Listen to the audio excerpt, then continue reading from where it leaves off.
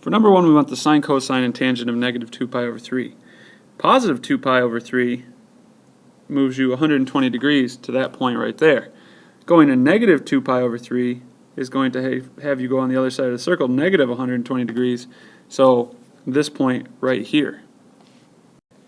At the point circled, remember, these always go, our points are always cosine, comma, sine, so the sine at this point is negative square root of 3 over 2. That would be your sine value.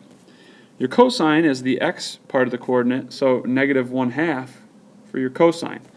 Since tangent equals sine divided by cosine, we simply have to take our sine, which we said was negative square root of 3 over 2, and divide it by the cosine, which is negative 1/2. Since the denominator in both parts is 2, I can simply cross that 2 out, leaving me with negative square root of 3 divided by negative 1.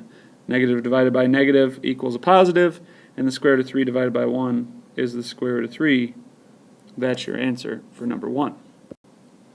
Number 2 is done in much the same way as number 1, only we're just going to a positive 3 pi over 4, going around, and we know our unit circle 3 pi over 4 is right here at 135 degrees.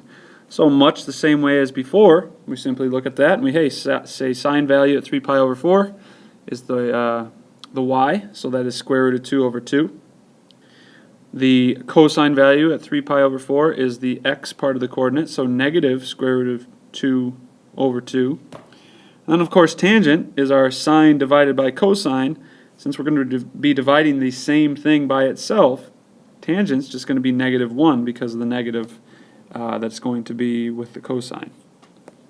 We're not going to do number 3 because of fundamentals, so we can omit example number 3. Done.